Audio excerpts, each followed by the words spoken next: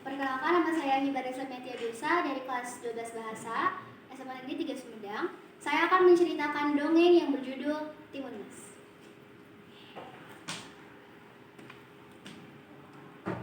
Alkisah, di sebuah desa di Jawa Tengah, hiduplah seorang janda bernama Mbok Srini. Dia tinggal sebatang kara karena suaminya sudah meninggal sejak beberapa tahun yang lalu.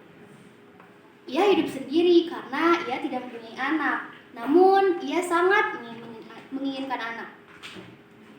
Ia berdoa setiap hari kepada Tuhan agar diberi anak, namun hal itu sangat tidak mungkin karena ia sudah tidak mempunyai suami. Pada suatu malam, ia bermimpi didatangi sesosok raksasa yang memberitahunya bahwa jika ia ingin mempunyai anak, ia harus membawa bungkusan di bawah pohon besar di hutan yang sering ia masuki untuk membawa kayu bakar. Setelah ia bangun dari tidurnya, ia tidak percaya dengan mimpinya. Namun dengan keinginannya yang sangat besar untuk mempunyai anak, ia pun bergegas memasuki hutan dan mencari bungkusan tersebut. Setelah ia sampai di hutan tersebut, ia langsung mencari bungkusan tersebut dan ternyata di dalam bungkusan tersebut hanya ada berisi biji timun. Ia sangat heran mengapa raksasa memberikan itu kepadanya. Di tengah keheranannya, terdengar suara tertawa. Begitulah suara raksasa. Mendengar hal tersebut, Mbok Srini sangat kaget karena raksasa tersebut adalah raksasa yang datang di mimpinya. "Tuan, jangan makan saya. Saya tidak ingin mati." "Hei, wanita tua, aku tidak ingin memakanmu. Bukankah kamu ingin mempunyai anak? Jika kamu ingin mempunyai anak, tanamlah biji itu. Tapi ingat, jika anak itu sudah besar, aku akan membawanya lagi untuk disantap." Mendengar hal tersebut, Mbok Srini kegirangan karena ia akan segera mempunyai anak. Ia pun tanpa sadar mengiyakan permintaan raksasa untuk membawa anaknya kelak.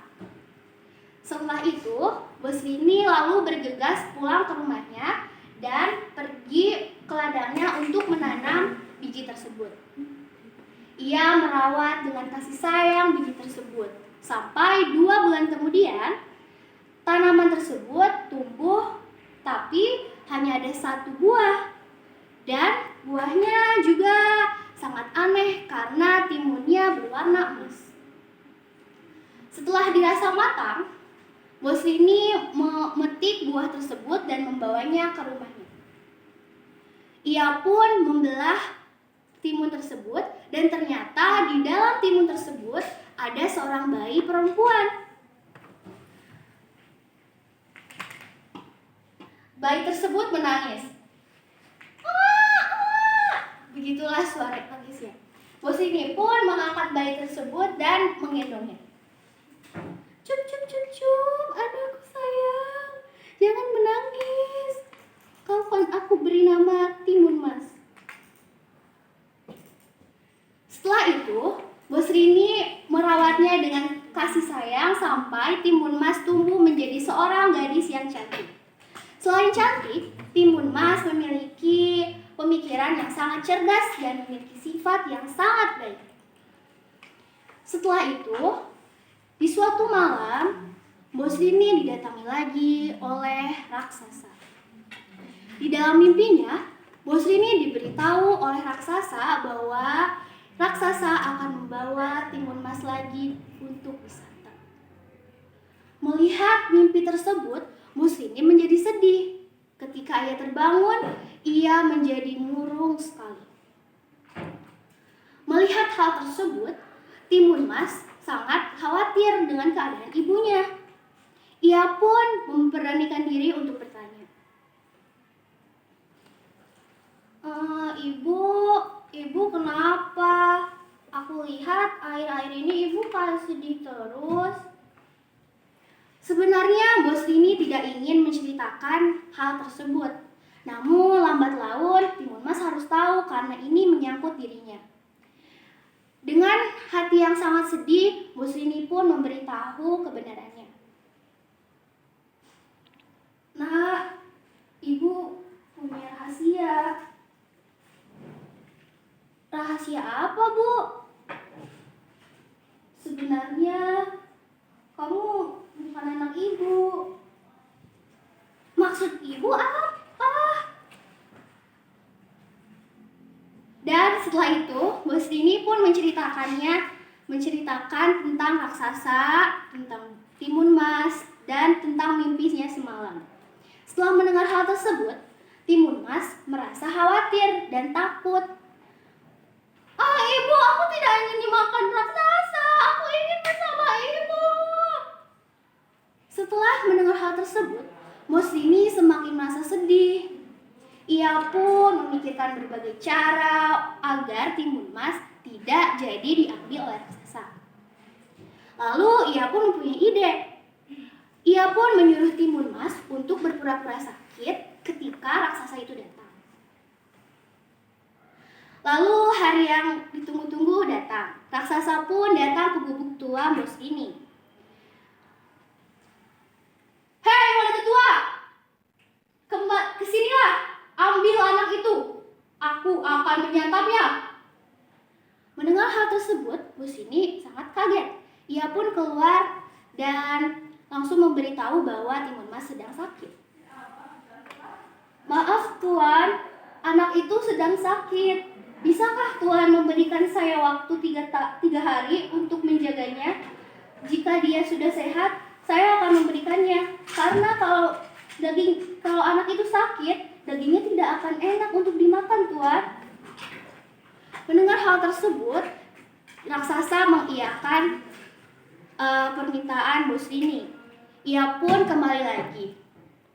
Setelah kepergian raksasa, Bos Rini semakin bingung karena waktunya hanya 3 hari untuk memikirkan cara agar Timun Mas benar-benar tidak diambil oleh raksasa.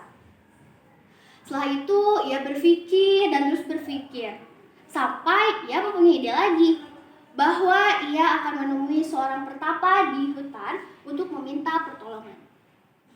Esoknya, pagi-pagi sekali, ia pergi ke hutan untuk bertemu pertapa tersebut.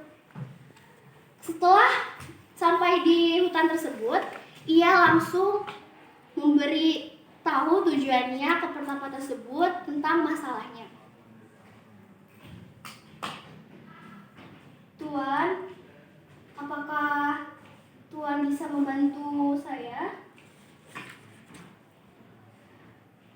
Apa masalahmu, Bo? Bos ini pun menceritakan masalahnya, dan syukurlah pertapa itu ingin membantunya. Lalu pertapa tersebut pergi ke ruang rahasia.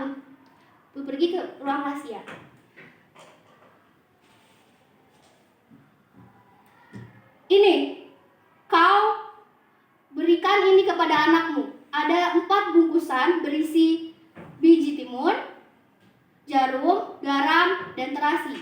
Beritahu anakmu, jika raksasa itu mengejarmu, maka lemparkanlah satu persatu dalam bungkusan ini. Setelah mendengar hal tersebut, Bos Rini pun lalu kembali ke gubuknya dan memberitahu Timun Mas tentang perkataan pertapa tadi. 2 hari kemudian, raksasa kembali lagi. Hei wanita tua, sudah 3 hari. Apakah anak itu sudah sembuh? Bos Rini pun keluar rumah bersama Timun Mas. Bos Rini pun merasa tidak khawatir lagi karena ia sudah mempunyai bantuan. Dengan begitu, Bos Rini merelakan Timun Mas untuk pergi. Ketika raksasa ingin menangkap Timun Mas langsung berlari. Terjadilah kejar-kejaran antara Timun Mas dan raksasa. Setelah merasa kecapean, Timun Mas melemparkan salah satu bungkusannya yang berisi biji timun. Setelah biji timun itu dilemparkan, langsung tanah tersebut berubah menjadi ladang timun dan melilit raksasa. Namun, raksasa masih bisa untuk melewatinya. Setelah melihat hal tersebut, Timun Mas berlari lagi. Setelah merasa capek lagi, Timun Mas melemparkan bungkusan kedua yang berisi jarum. Setelah jarum itu dilemparkan, tanah berubah menjadi kebun bambu yang sangat runcing dan tajam. Namun, raksasa masih bisa untuk melewatinya, walau kakinya terluka. Lalu, Timun Mas berlari lagi, dan ia melemparkan bungkusan ketiga yang berisi garam. Setelah garam itu dilemparkan, tanah berubah menjadi lautan yang luas dan sangat dalam. Namun, raksasa masih bisa melewatinya. Melihat hal tersebut, Timun Mas menjadi sangat khawatir karena senjatanya tinggal satu. Jika bungkusan terakhir ini tidak berhasil untuk menyelamatkannya, tamatlah riwayatnya. Ia pun berlari lagi dan berlari lagi, sampai ia merasa kelelahan lagi. Ia pun melemparkan bungkusan terakhir dan berharap agar bungkusan itu dapat membantunya. Setelah melemparkan bungkusan terakhir yang berisi terasi, tanah berubah menjadi lumpur yang sangat panas. Ketika raksasa itu melewati lumpur tersebut, raksasa terisap dan langsung mati seketika. Dengan begitu, Timun Mas pun dengan susah payah kembali lagi ke gubuknya untuk menemui ibunya. Melihat anaknya selamat, Bos Rini sangat senang. Dan pada akhirnya, Bos Rini dan Timun Mas hidup berbahagia. Terima kasih atas perhatiannya. Wabillahi taufiq wal hidayah.